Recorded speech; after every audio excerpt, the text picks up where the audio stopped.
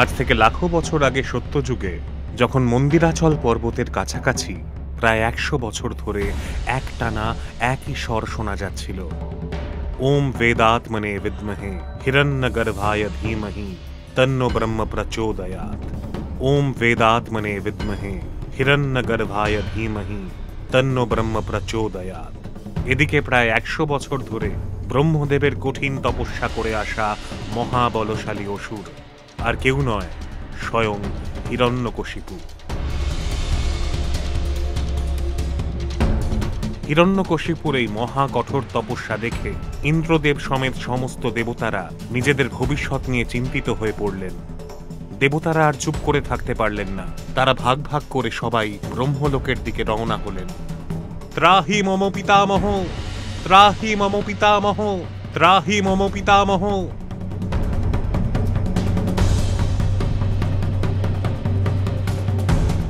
ব্রহ্মলোকে পৌঁছেই ইন্দ্রদেব সহ সমস্ত দেবতারা ব্রহ্মদেবকে তাদের অভিবাদন জানালেন। তার সামনে নিজেদের চিন্তা ব্যক্ত করলেন।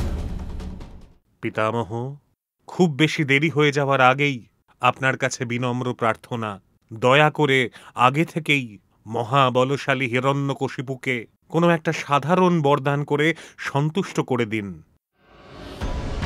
দেবরাজ, আপনি ভুলে যাচ্ছেন যে হিরণ্যকশিপু প্রায় ১০০ বছর ধরে কঠোর তপস্যা করছেন। এটি স্বয়ং মা প্রকৃতির অটুট নিয়ম যে যেমন তপস্যা তেমন ফল। স্বয়ং ব্রহ্মদেবের মুখে কঠোর বচন শুনে দেবরাজ সহ সমস্ত দেবতাগণ ব্যাকুল হয়ে উঠলেন। সবাই স্বর্গলোক ত্যাগ করলেন। এদিকে পৃথিবীর মুদ্রাচল পর্বতের ঘাটির কাছে হিরণ্যকশিপু তখনও কঠোর তপস্যাতে বিলীন। সময় বয়ে যাচ্ছে।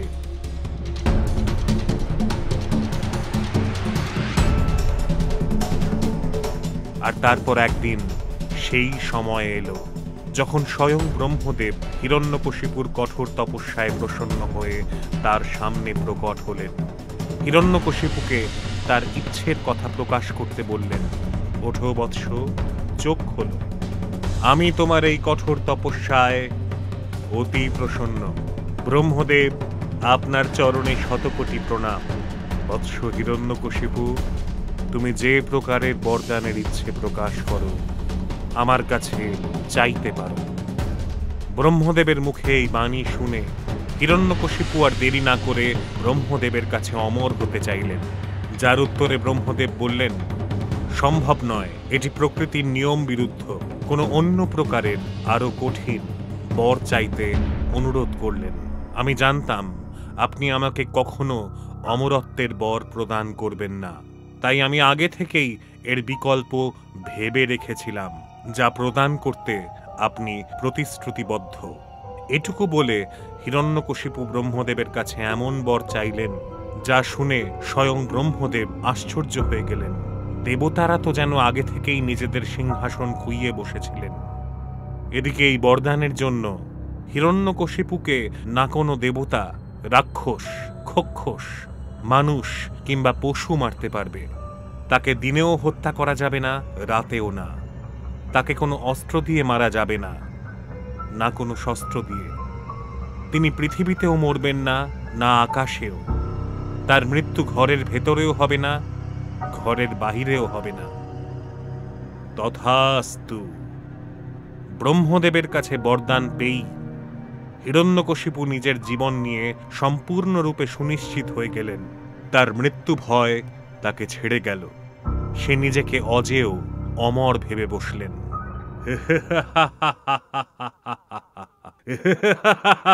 বরদান প্রাপ্ত হবার পর হিরণ্যকশিপু মুদ্রাচল পর্বত ছেড়ে সোজা নিজের রাজ্য হিরণ্যকারণ বনে পৌঁছলেন। তাকে মহা সাড়ম্বরে স্বাগত জানানো হল। নিজের সিংহাসনে বসে তিনি নিজের অসুর সৈন্যদলকে সবার আগে নিজের রাজ্য এবং রাজ্যের কাছাকাছি যেখানে ভগবান বিষ্ণুর পুজো হচ্ছে সেই পুজো বন্ধ করার নির্দেশ দিলেন। এদিকে তখন মহাজাগতিক কালের লাখো বছর পূর্বে শ্রীবিষ্ণুর বরাহ অবতার হিরণ্যকশিপুর ছোট ভাই হিরণ্যাক্ষকে পুরো ব্রহ্মাণ্ডকে মহাসাগরের গভীরে নিক্ষেপ করলেন। সমস্ত দেবতাদের মৃত্যুর গ্রাস থেকে উদ্ধার পাওয়ার জন্য মৃত্যুর দিকেই ঠেলে দিলেন। আর এই কারণেই হিরণ্যকশিপু ভগবান শ্রী বিষ্ণুর পরম শত্রু হয়ে উঠেছিলেন। আর যদি কেউ এই সিদ্ধান্তের বিরোধিতা করে, তাকে সেই ক্ষণে তৎক্ষণাৎ মৃত্যুবরণ করতে হবে। হিরণ্যকশিপুর আদেশ শোনা মাত্রই তার অসুর দল তার রাজ্যের কাছাকাছি সমস্ত বিষ্ণু ভক্তদের বিষ্ণু ভক্তির বিরোধিতা করতে বলেন। আর যারা যারা এই সিদ্ধান্তের বিরোধিতা করবেন, তাদের হিরণ্যকশিপুর অসুর সৈন্যদল এক ঝটকায় হত্যা করলেন। হিরণ্যকশিপুর ঔদ্ধত্যে রাজ্যের সমস্ত বিষ্ণু ভক্ত আতঙ্কিত হয়ে পড়লেন। আর কেউ কেউ তো মৃত্যুবরণ করেই নিয়েছিলেন। সময়ের সাথে সাথে হিরণ্যকশিপু আরও নির্দয় হয়ে উঠলেন। ধীরে ধীরে তিনি তার রাজ্য বিস্তার করার সিদ্ধান্ত নিলেন, যার পরে তিনি সমগ্র পৃথিবীতে তার আধিপত্য বিস্তার করার সিদ্ধান্ত নেন। আর দেরি না করেই তিনি যোজনা স্থির করলেন। আর যোজনা স্থির করা মাত্রই হিরণ্যকশিপু তার অসুর সৈন্য দলকে নিয়ে তার পাশের রাজ্যে আক্রমণ করলেন। হিরণ্যকশিপুকে দেখে আশপাশের রাজ্যগুলির সমস্ত রাজারা নিজেদের মধ্যে সংঘবদ্ধ হলেন। সমস্ত রাজারা হিরণ্যকশিপুর বিরুদ্ধে যুদ্ধের ময়দানে হাজির তো হলেন, কিন্তু তারা বেশিক্ষণ যুদ্ধে স্থির থাকতে পারলেন না। হিরণ্যকশিপু একাই সমস্ত রাজাদের পরাজিত করলেন। হিরণ্যকশিপু ও তার আসুরিক সৈন্যদল বেশি দেরি না করেই সমস্ত রাজা ও তাদের সৈন্যদলকে পরাস্ত করলেন। আর তারপরেই তাদের রাজ্যের ওপর নিজের আধিপত্য বিস্তার করলেন। হিরণ্যকশিপু এতেই থেমে থাকলেন না, বরং তিনি তার বিস্তারবাদী চেতনাকে আরও প্রশস্ত করতে পৃথিবীর কোণে কোণে ছড়িয়ে পড়লেন। খুব অল্প সময়ের মধ্যেই তিনি পৃথিবীর সমস্ত রাজ্য, দ্বীপ এবং অঞ্চলে নিজের আধিপত্য বিস্তার করলেন। তার নাম শুনেই সবাই আতঙ্কে কেঁপে উঠতেন। সময়ের সাথে সাথে পৃথিবী ছাড়াও হিরণ্যকশিপু সমগ্র পাতাল লোকের অধীশ্বর হয়ে উঠলেন। কিন্তু তৎসত্ত্বেও তার বিস্তারবাদী চেতনার খিদে এখনো মেটেনি। এবার তার দৃষ্টি স্বর্গলোকে নিবদ্ধ হল। তার পাশাপাশি তার ভাই হিরণ্যক্ষের অপূর্ণ ইচ্ছাকেও পূর্ণ করার বাসনা তার মনে মনে ছিল, যার জেরে তিনি তার সৈন্যদল ও সেনাপতিকে নিয়ে একটি সর্বোত্তম যুদ্ধ নীতি তৈরি করলেন। আর সঠিক সময় বুঝে তিনি তার অসুর সৈন্যদলকে নিয়ে তার রাজ্যের ভেতরেই স্বর্গলোকে যাওয়ার একটি রাস্তা তৈরি করলেন। আর সেই রাস্তা দিয়ে তার আসুরিক সৈন্যদলকে নিয়ে খুব অল্প সময়ের মধ্যেই হিরণ্যকশিপু স্বর্গলোকে পৌঁছে গেলেন। আর তৎক্ষণাৎ দেবরাজ ইন্দ্রের সিংহাসনের সামনে গিয়ে দাঁড়ালেন। হিরণ্যকশিপুকে স্বর্গলোকে দেখে দেবরাজ ইন্দ্র ও অন্যান্য দেবতাগণ বিচলিত হয়ে পড়লেন। আর রেগে গিয়ে হিরণ্যকশিপুকে পৃথিবীতে ফিরে যেতে নির্দেশ দিলেন। কিন্তু হিরণ্যকশিপুও দমে যাওয়ার পাত্র নয়। তিনি দেবতাদের সামনে ঠায় দাঁড়িয়ে রইলেন। দেখতে দেখতে ততক্ষণে তার আসুরিক সৈন্যদল স্বর্গলোকে জমিয়ে বসেছেন। এই দৃশ্য দেখে ইন্দ্রলোক বুঝতে পারলেন যে সামনেই বিষম যুদ্ধ। যুদ্ধের দামামা বেজে উঠল। সমস্ত অসুর সৈন্য ও দেবতাগণ সম্মুখ সমরে অবতীর্ণ হলেন। আর এদিকে দেবরাজ ইন্দ্র, অগ্নিদেব ও সূর্যদেব অন্য দেবতাগণদের নিয়ে হিরণ্যকশিপু ও তার সমস্ত যোদ্ধাদের বিরুদ্ধে যুদ্ধের ময়দানে টেক্কা দিতে শুরু করলেন। দেবতাগণ তাদের দৈব শক্তি ব্যবহার করে অসুর দলের ওপর ঝাঁপিয়ে পড়লেন। হিরণ্যকশিপুর সমস্ত যোদ্ধারা একের পর এক পরাস্ত হতে শুরু করলেন। তার অসুর সৈন্যদল দেবসেনাদের সামনে আস্তে আস্তে পরাস্ত হতে শুরু করলেন। এই মরণ সংহারের দৃশ্য দেখে হিরণ্যকশিপু ক্রোধান্বিত হয়ে পড়লেন। তার শারীরিক বল ব্যবহার করে হিরণ্যকশিপু নিজেই সমস্ত দেবতাদের বিরুদ্ধে যুদ্ধের ময়দানে এগিয়ে গেলেন। তিনি তার প্রবল শক্তি দিয়ে সমস্ত দেবতাদের ওপর ঝাঁপিয়ে পড়লেন এবং ইন্দ্রদেব সহ অন্য দেবতাদের পরাস্ত করলেন। তাঁর এই ভয়ঙ্কর রূপ দেখে দেবতারা থরথর করে কাঁপতে লাগলেন। হিরণ্যকশিপুর ভয়ে সমস্ত দেবতারা বন্দী হওয়ার আগেই স্বর্গলোক ছেড়ে পালাতে শুরু করলেন। ইন্দ্রদেব সহ সমস্ত দেবতাদের ভয় পালিয়ে যেতে দেখে দেবলোকের সৈন্যরাও আস্তে আস্তে ছিন্ন ভিন্ন হয়ে পড়লেন। ইতিমধ্যে দেবসেনাদের অনেকেই অসুর সৈন্য দ্বারা পরাস্ত হয়েছেন। কেউ কেউ নিজেদের প্রাণ বাঁচিয়ে স্বর্গলোক ছেড়ে পালালেন। মহা উল্লাসে হিরণ্যকশিপু স্বর্গলোকে নিজের জয় ঘোষণা করলেন এবং দেবরাজ ইন্দ্রের সিংহাসনের ওপর গিয়ে বসলেন। স্বর্গলোকে আধিপত্য বিস্তার করার পর তাকে আর পিছু ফিরতে হয়নি। তিনি সমগ্র ব্রহ্মাণ্ড জুড়ে একের পর এক লোক বা রাজ্যের ওপর জয় নিশ্চিত করলেন। তার মধ্যে যমলোক ও নাগলোকও ছিল। আর ততদিনে এমনও একটা সময় এলো যখন বৈকুণ্ঠলোক, ব্রহ্মলোক, কৈলাস বাদ দিয়ে হিরণ্যকশিপু সমগ্র ব্রহ্মাণ্ডের রাজা হয়ে উঠলেন। ইন্দ্রদেব ও সমস্ত দেবতারা হিরণ্যকশিপুর ভয়ে পৃথিবীর নানান জায়গায় লুকিয়ে রইলেন। তখন হিরণ্যকশিপুর বিরুদ্ধে যেতে পারে এমন কেউ পৃথিবীতে ছিল না। সময় বয়ে যেতে লাগলো এবং ততদিনে একটি দুর্লভ ক্ষণ এসে হাজির হলো, যখন হিরণ্যকশিপুর পত্নী কয়াধু একটি দিব্য শিশুর জন্ম দিলেন। সেই শিশুর নামকরণ করা হলো প্রহ্লাদ। প্রহ্লাদকে নিয়ে হিরণ্যকশিপুর দিন মহা আনন্দে কাটতে লাগল। তিনি তার পুত্রকেও ত্রিলোকের রাজা বানাতে চাইলেন। কিছু বছরের মধ্যেই কয়াধু আরও 3 পুত্রের জন্ম দিলেন, যাদের নাম অনুলাদ, সল্লাদ আর হল্লাদ রাখা হলো।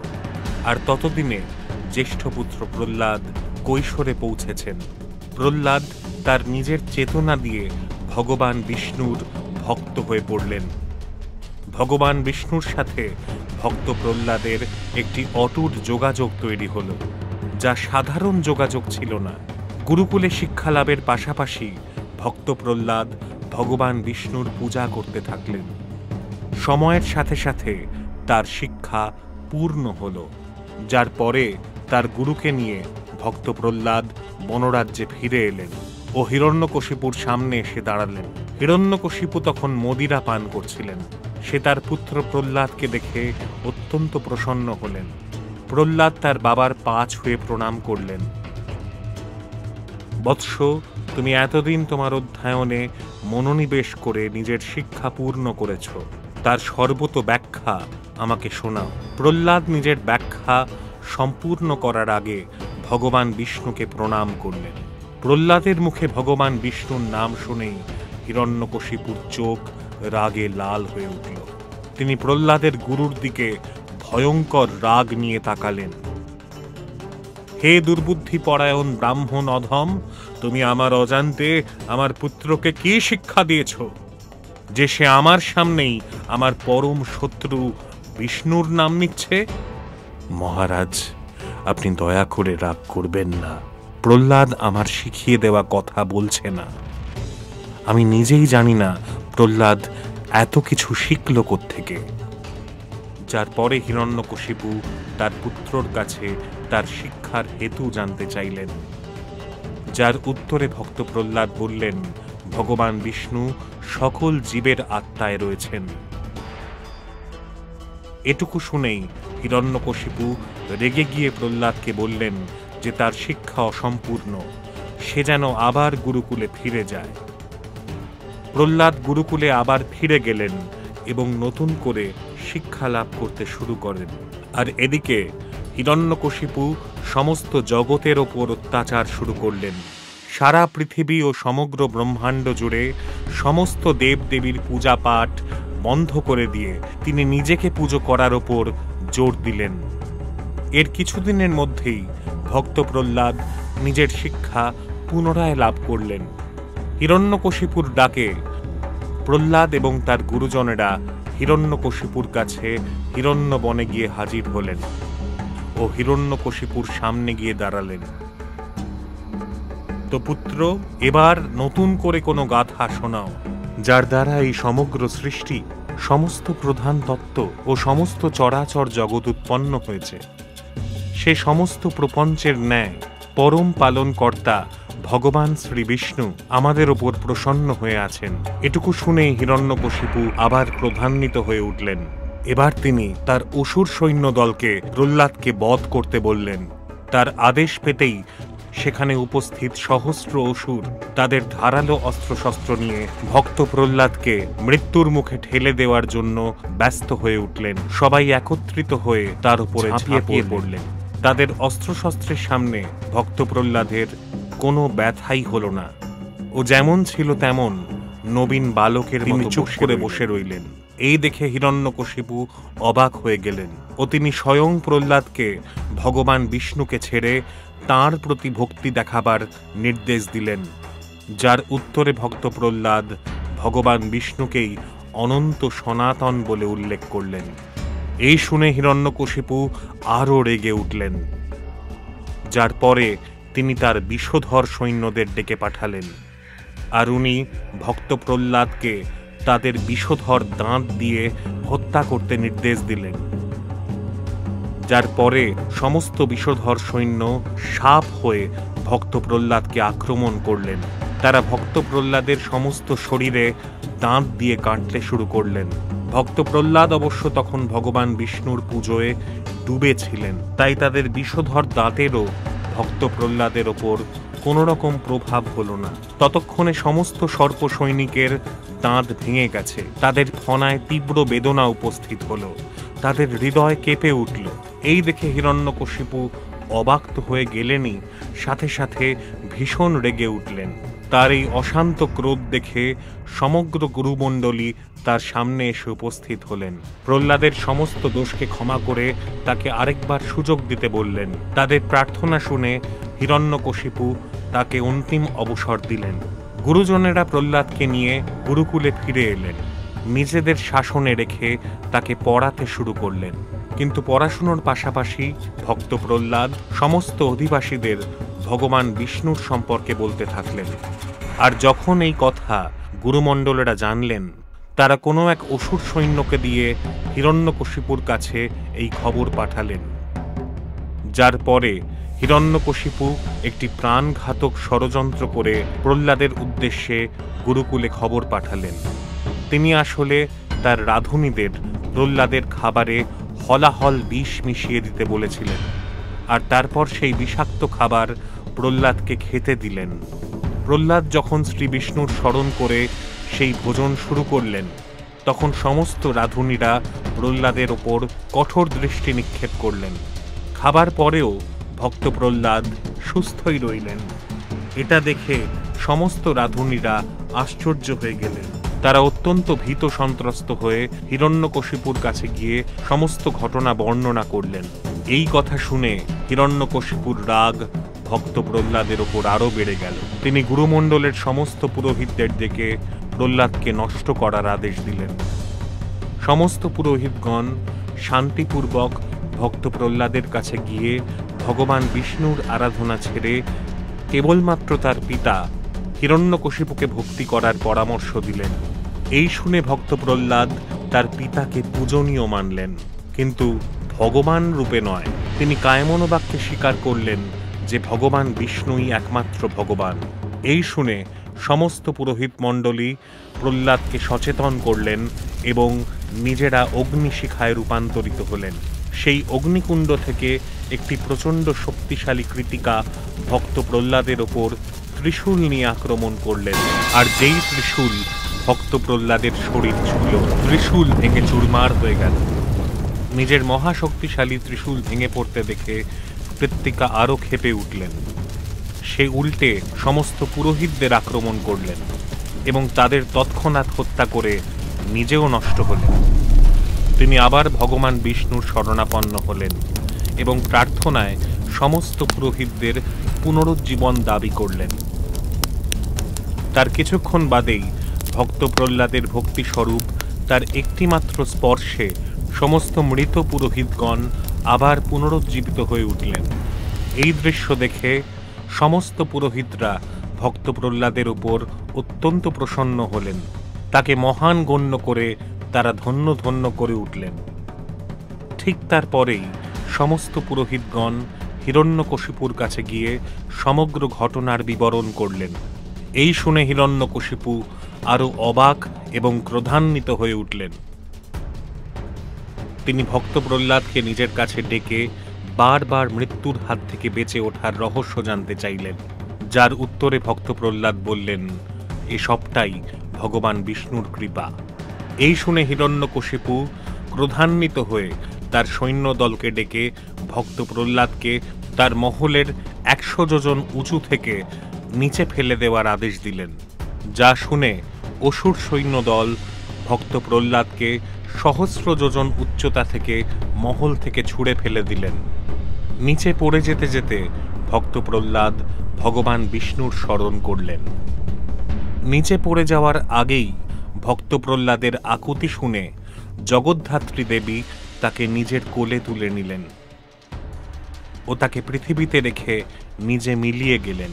প্রহ্লাদকে সশরীরে দেখে অসুর সৈন্যদল হিরণ্যকশিপুর কাছে খবর দিলেন। এই খবর শুনে হিরণ্যকশিপু আরও রেগে গিয়ে আর দেরি না করে নিজের সৈন্যদলকে ভক্ত প্রহ্লাদকে নাক পাশে বেঁধে মহাসাগরে ছুঁড়ে ফেলে দেওয়ার আদেশ দিলেন। ভক্ত প্রহ্লাদকে আবার বন্দী করলেন সৈন্যরা এবং তাকে নাক পাশে বেঁধে মহাসাগরে নিক্ষেপ করলেন। ভক্ত প্রহ্লাদকে মহাসাগরে নিক্ষেপ করার পর মহাপ্রলয় দেখা দিল এবং বড় বড় ঢেউ আছড়ে পড়ল। মহাসাগরে এই প্রবল অস্থিরতা দেখে হিরণ্যকশিপু ভক্ত প্রহ্লাদকে একটি মায়াবী বালক হিসেবে দেখে নিজের অসুর সৈন্যদলকে মহাসাগর বড় বড় পাথর দিয়ে ঢেকে দেওয়ার আদেশ দিলেন। যার পর মহাসাগরে ডুবন্ত প্রহ্লাদকে বড় বড় পাথর দিয়ে ঢেকে তার উপর 1000 টনের পাহাড় তৈরি করে দিল।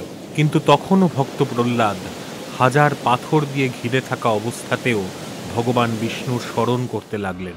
অচৈতন্য অবস্থায় ভগবান বিষ্ণুর স্মরণ করতে করতে নিজেকেও ভুলে গেলেন।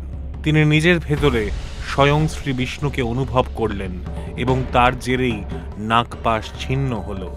সমুদ্রে তীব্র কম্পন অনুভূত হল, পাথরের বোঝা সরে গেল। ভক্ত প্রহ্লাদ মহাসাগরের ভেতর থেকে উঠে এলেন।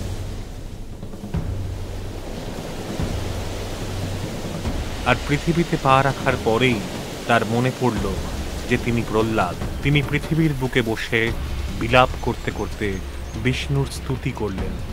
তার প্রার্থনা শুনে কিছুক্ষণের মধ্যেই সমস্ত জগতের পালক স্বয়ং বিষ্ণু তার সামনে অবতীর্ণ হলেন। সাক্ষাৎ শ্রী বিষ্ণুকে নিজের সামনে দেখতে পেয়ে ভক্ত প্রহ্লাদ গদগদ হয়ে উঠলেন। তাকে অভিবাদন করে তিনি তার চরণে লুটিয়ে পড়লেন। হে প্রহ্লাদ, আমি তোমার অনন্য ভক্তি দ্বারা অত্যন্ত প্রসন্ন।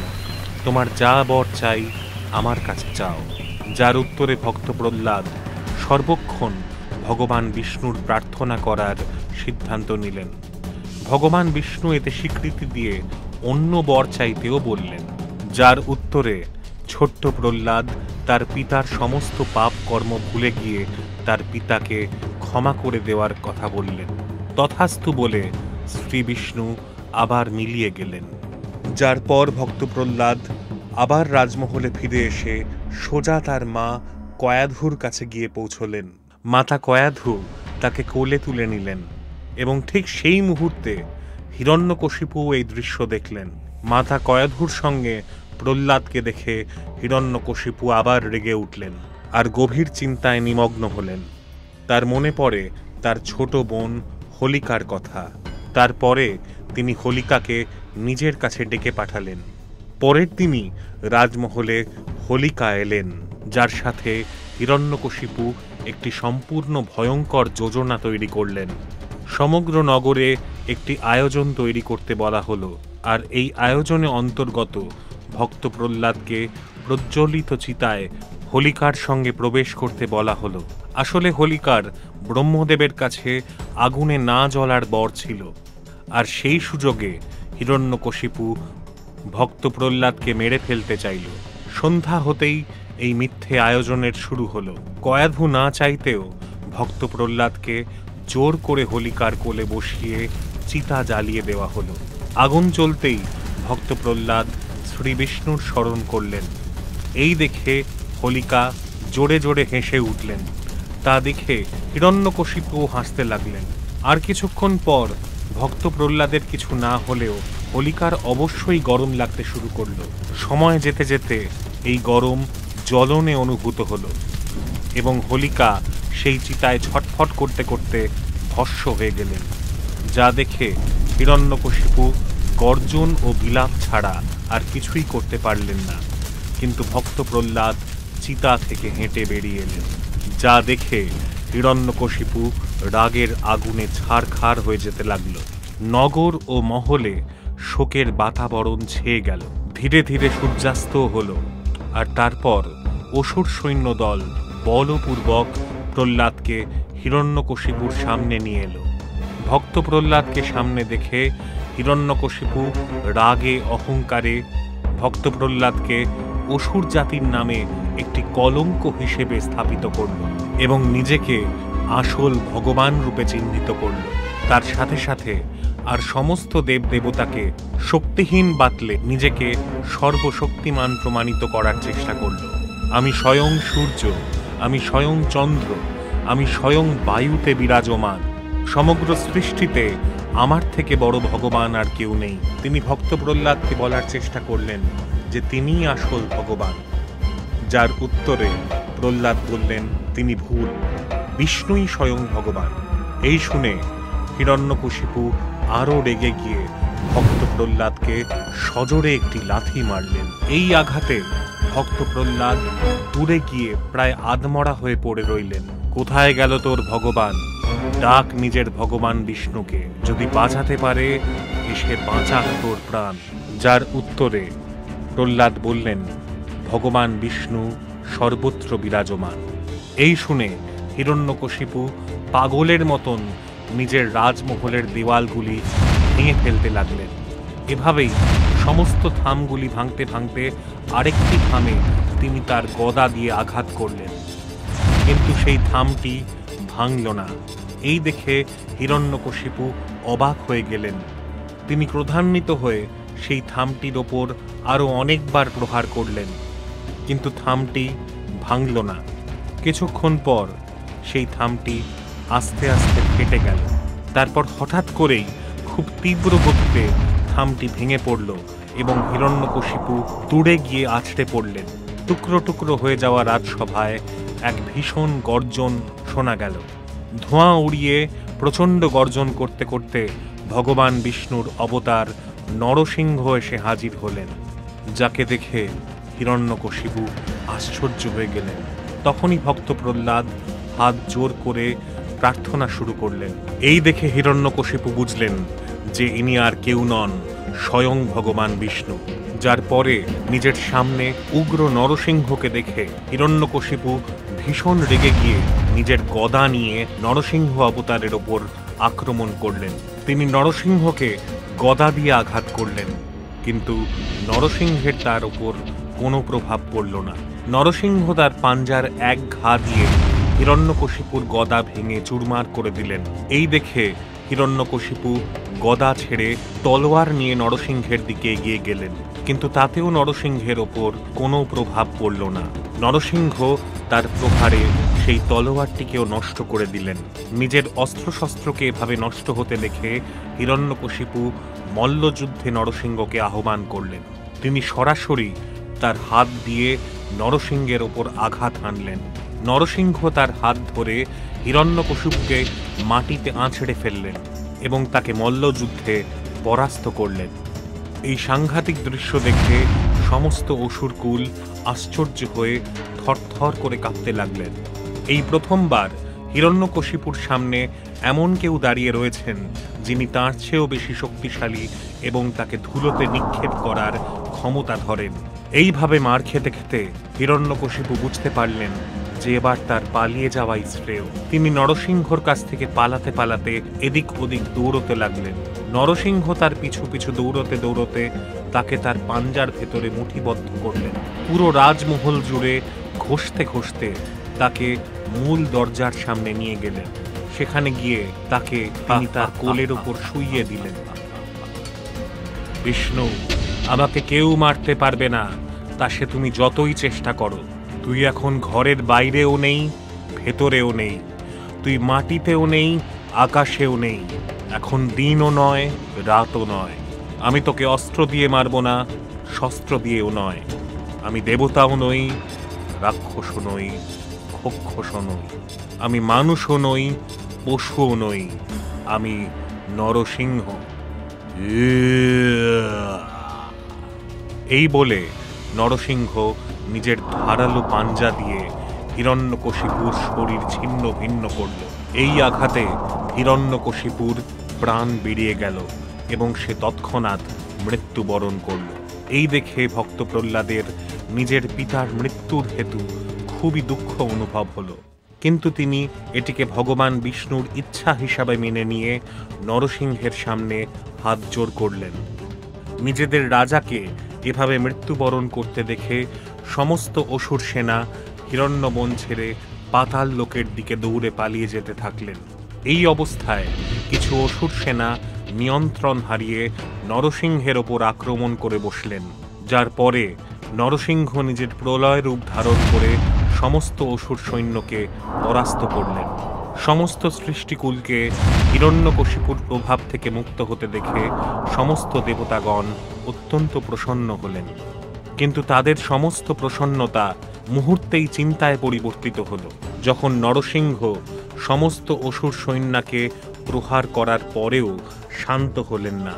আসলে হিরণ্যকশিপুর মতন মহাপ্রলয়ঙ্কারী অসুর সমেত সমস্ত অসুরদের মারতে মারতে নরসিংহ ক্রোধে এতটাই উগ্র হয়ে উঠেছিলেন যে তিনি শান্ত হওয়ার পরিবর্তে আরও অস্থির হয়ে উঠলেন। তিনি এখন পুরোপুরি নিয়ন্ত্রণ হারিয়েছেন, যা কিনা সম্পূর্ণ সৃষ্টির বিনাশের কারণ হয়ে উঠতে পারে। আর এই দেখে সমস্ত দেবতাগণের একমাত্র একটি মার্গের কথাই স্মরণে এলো, সেটি ছিল কৈলাস মার্গ। সমস্ত দেবতাগণ পৃথিবী থেকে কৈলাসের উদ্দেশ্যে রওনা দিলেন। সৃষ্টিকে রক্ষা করুন মহাদেব, নয়তো নরসিংহ সমস্ত সৃষ্টিকে উজাড় করে দেবে। এই পুরো সৃষ্টি মার্গে আপনি একমাত্র যিনি নরসিংহদেবকে নিয়ন্ত্রণ করতে পারেন। জেগে উঠুন মহাদেব, জেগে উঠুন।